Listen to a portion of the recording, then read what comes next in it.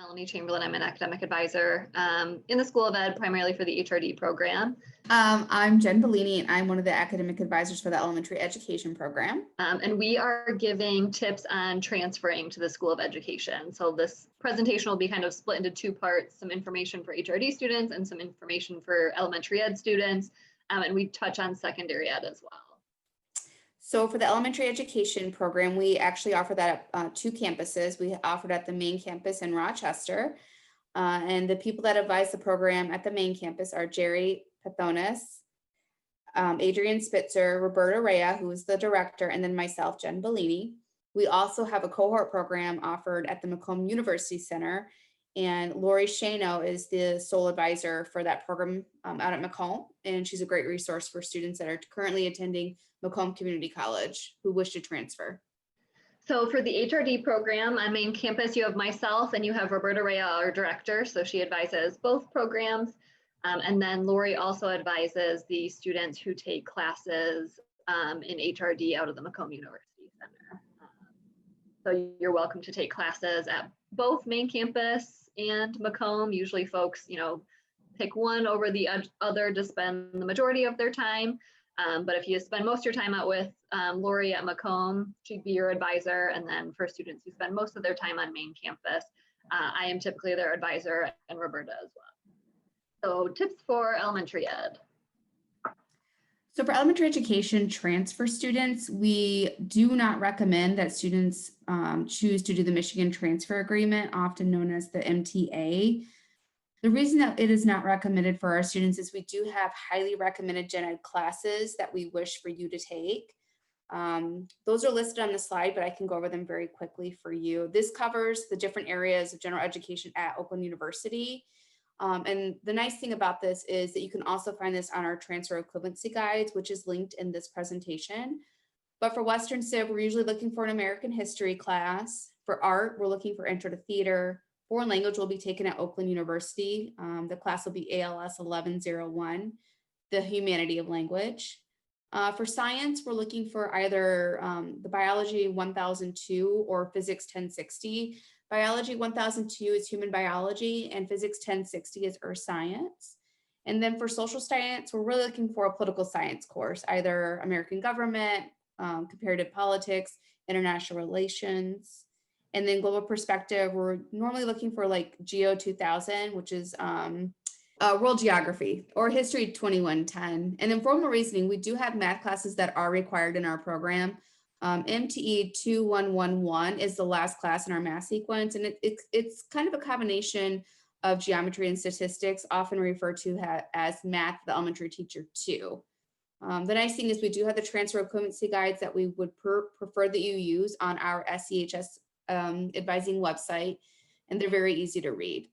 The math sequence is listed below. Depending on where you place from your SAT or ACT scores is where you'll go. But we do have MTE 2110 and 2111 that are required for the program. And for those of you who are pursuing secondary education and that are transferring to Oakland, just so you know, you will be advised first by the College of Arts and Sciences. This is because you are seeking your major endorsement. So you're going to work with them to cover your major, so history, a science, or English, or so forth. So you're going to work with them to discuss your classes for your subject endorsement and your general education classes. We did put their general advising email address there, so please connect with them to get an appointment with them.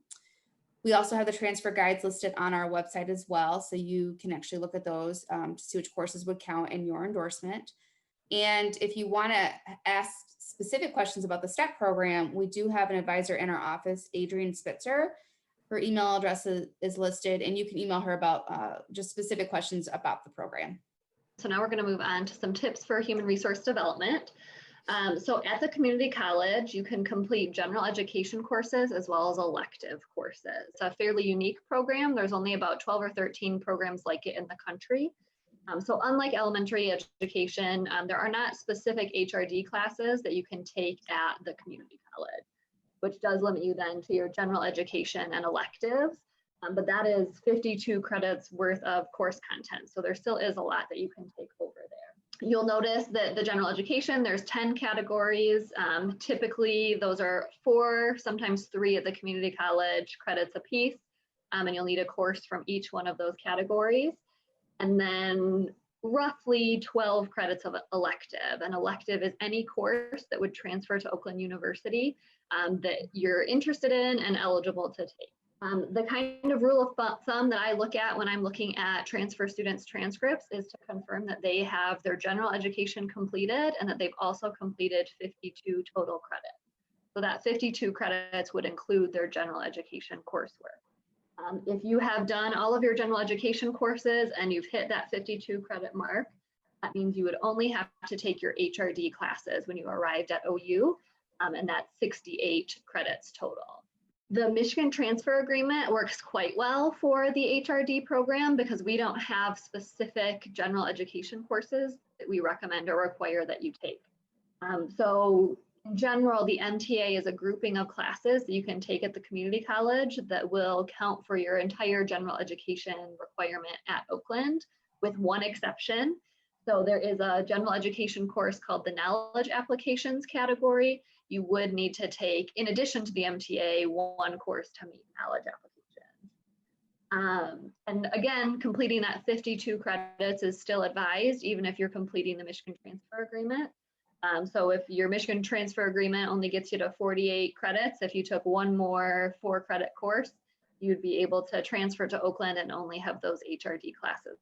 And now we're going to move into getting involved.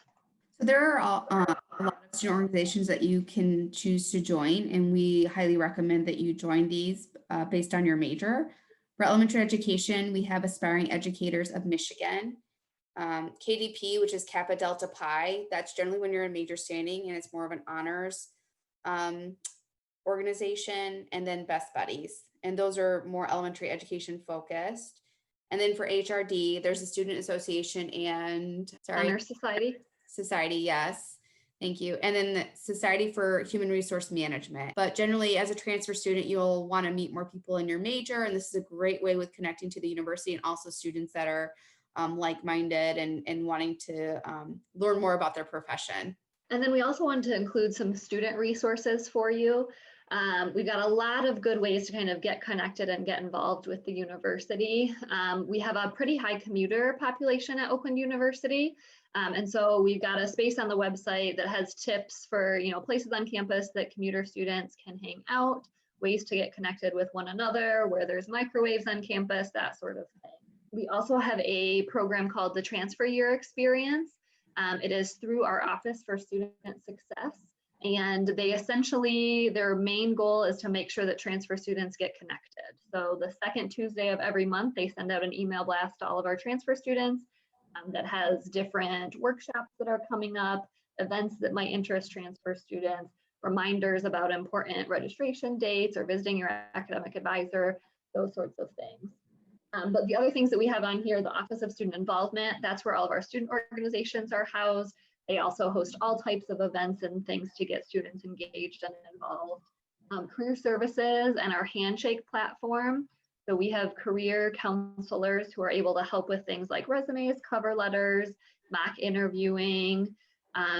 They will also help you navigate Handshake, which is our job posting platform. When organizations reach out to Oakland and say, hey, we'd love to hire an OU student for this position, how do we make sure they see it?